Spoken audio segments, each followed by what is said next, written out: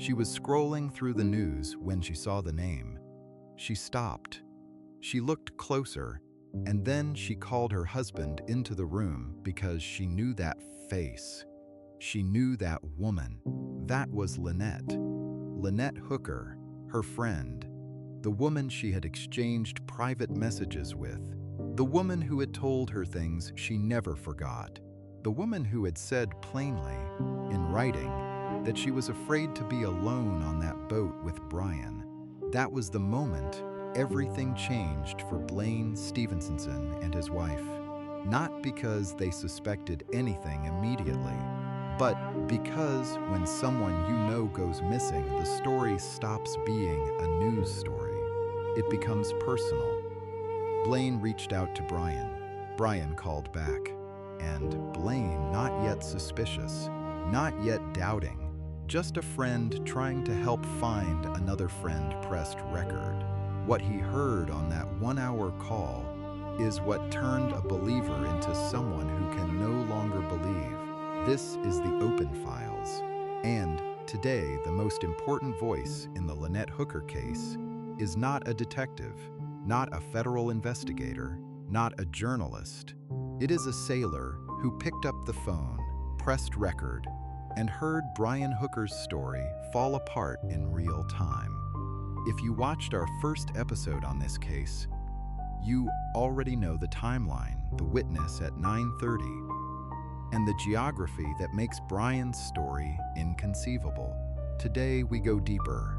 A new voice has entered this case, and what he recorded changes how we understand everything that happened after Lynette went into the water. Subscribe to the Open Files before we go further and turn on your notifications. This case is moving fast. You do not want to miss what comes next. Not every important figure in a case wears a badge or sits in a courtroom. Sometimes the most significant voice belongs to someone who simply picked up the phone. Blaine Stevenson met Brian and Lynette Hooker in 2023 at a Florida anchorage. They were both riding out a storm, two boats, two couples, seeking shelter in the same harbor. That is how friendships form on the water. Shared circumstance, shared experience. The kind of bond that builds quickly when conditions outside are rough. Blaine is a veteran. Brian is a veteran. That shared military background gave them common ground. They stayed connected through social media after that first meeting. Their wives grew close, closer than the men did. Blaine's wife and Lynette formed a genuine friendship, the kind where personal things get shared.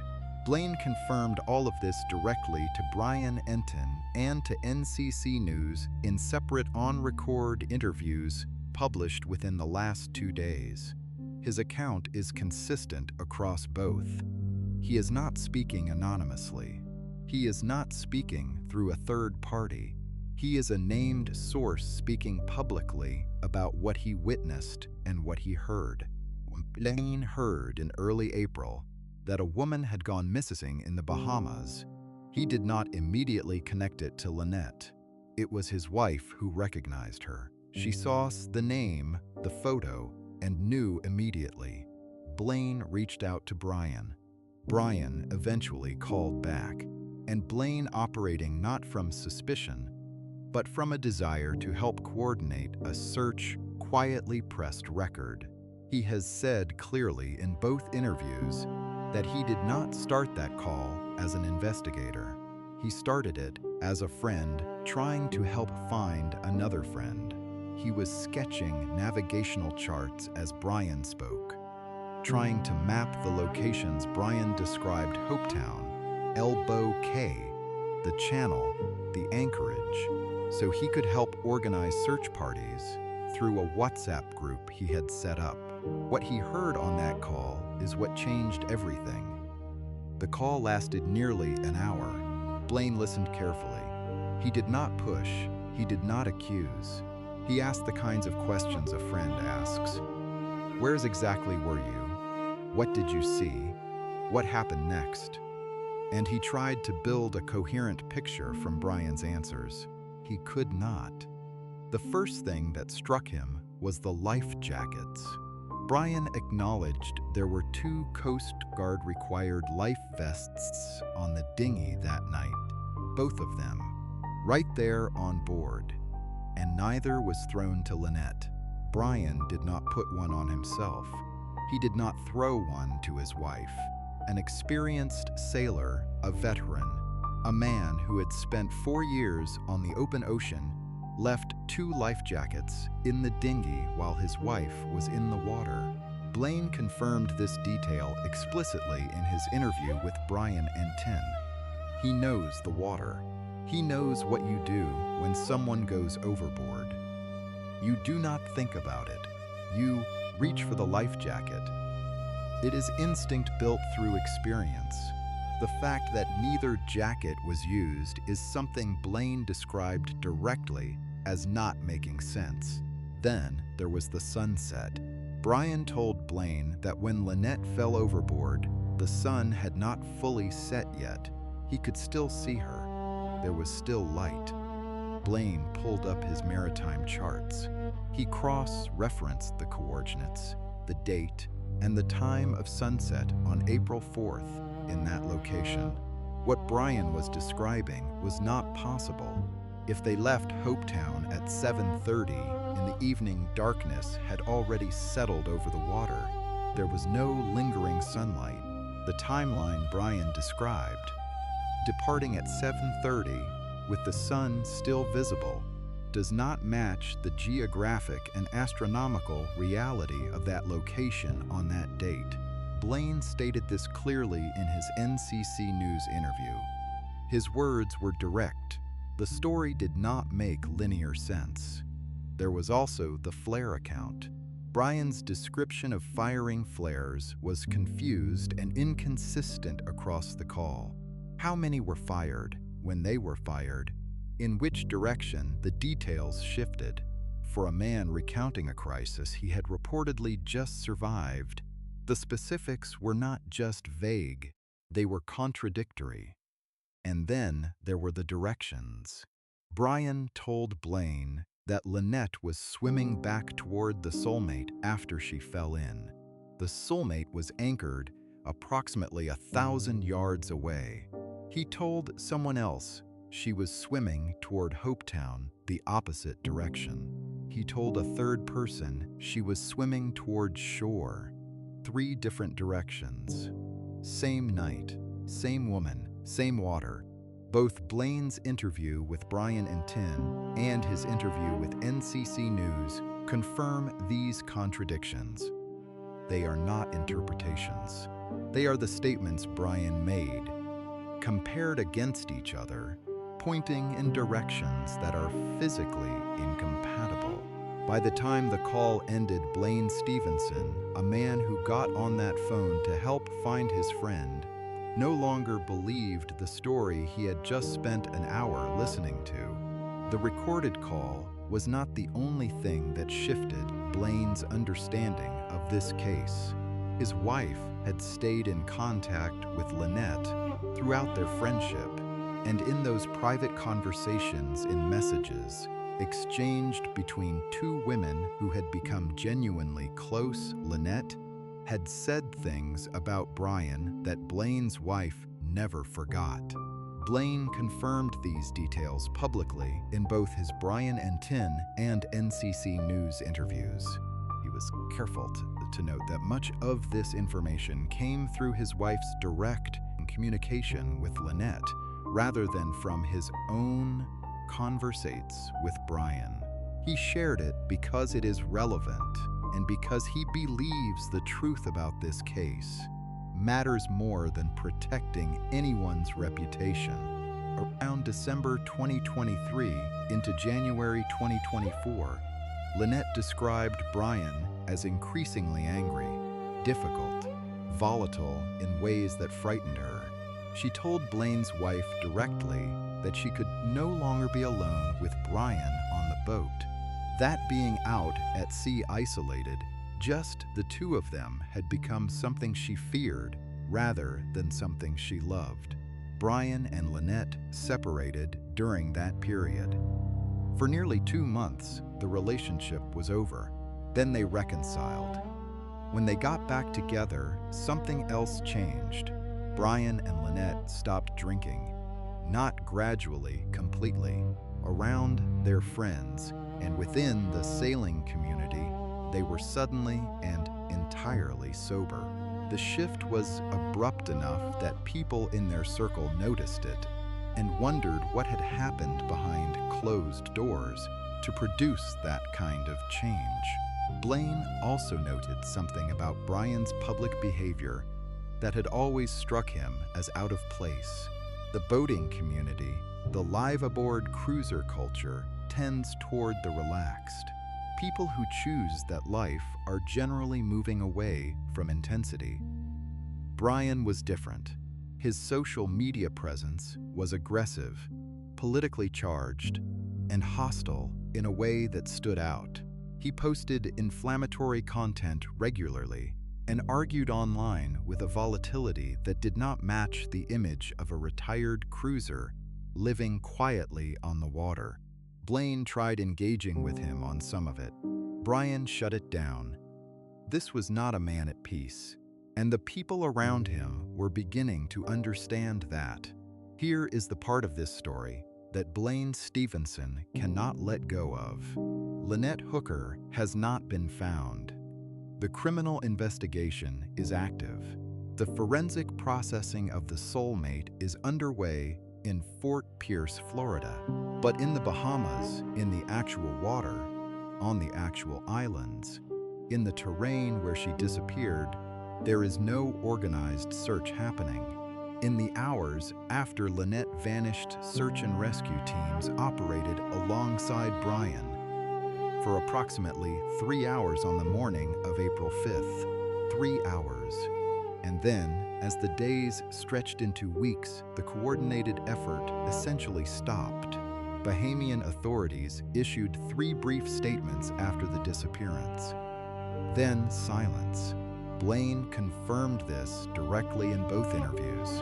He was specific about it. Evidence that should have been shared immediately between local authorities and search teams was not communicated. A security camera photograph showing what Lynette was wearing on the night she disappeared, the green cover-up, that Brian never mentioned to anyone, did not reach search teams through official channels. It surfaced through media coverage instead. That failure directly affected the parameters of the early search. The people looking for Lynette in the water in those first critical hours were searching based on an incomplete description of what she was wearing. Blaine released the recorded phone call after Brian was taken into custody on April 8th, not to make accusations, but because the locations and details Brian described in that call could guide search efforts. Finding Lynette is what matters. Whatever Brian did or did not do, Lynette is still out there. Her family is still waiting. Blaine's request, as stated publicly in both interviews, is clear. He wants Bahamian authorities to authorize a professional, independent, family-involved search, a real one, with cadaver dogs, drone coverage, and the kind of systematic effort a missing person deserves. He stated plainly that such a search would be best for everyone, including Brian, if his account is true. Lynette's daughter, Carly, is 28 years old. She has been living with this uncertainty since April 5th. Every piece of debris that washes up on an Atlantic shore is a moment of fear and hope at the same time. That does not end until Lynette is found. Brian Hooker was detained by Bahamian authorities for 5 days after Lynette's disappearance. According to reporting confirmed across multiple named sources, he answered 4 questions out of 94 put to him by police before he stopped cooperating and retained legal counsel. After his release, he left the Bahamas. Ashley Banfield confirmed on Drop Dead Serious 3 days ago, drawing on her own sourcing, that Brian has been moving between Michigan and Sacramento. He has not disappeared. His current precise location is not publicly confirmed, but he is represented by legal counsel and has been active in securing that representation. He did not ask Jim Todd, the rescue volunteer who pulled him from the water, and confirmed his account publicly to Ashley Banfield for contacts at Coast Guard Search Command.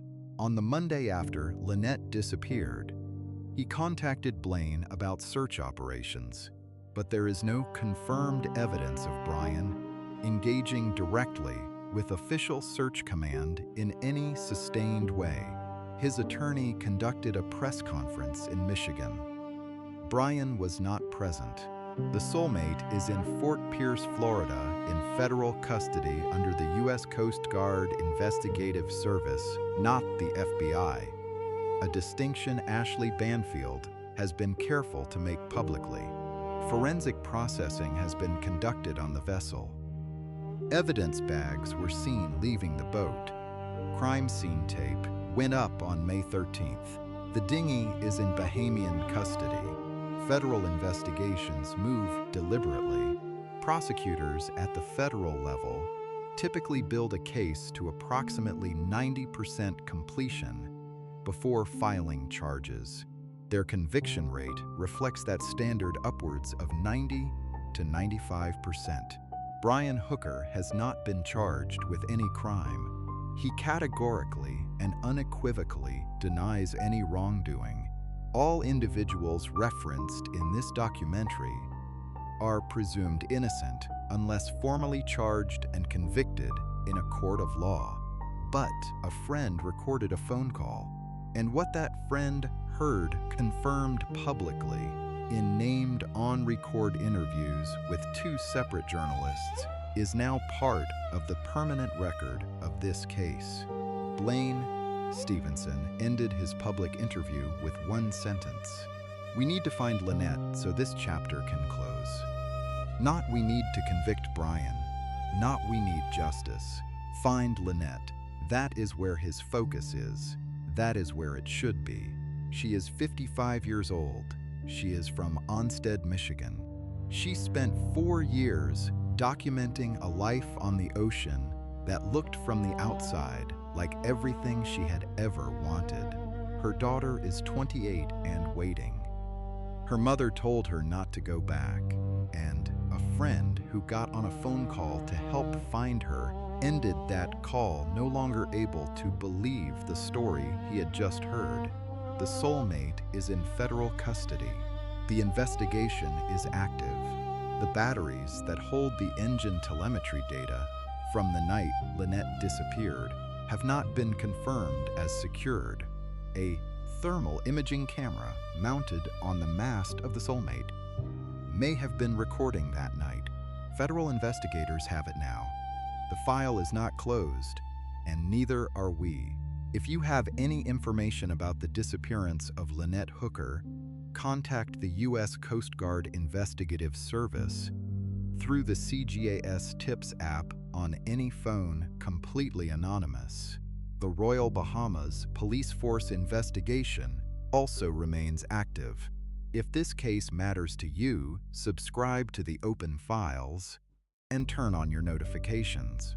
We are staying with this until there are answers. Lynette deserves that. And so does Carly. We will be back.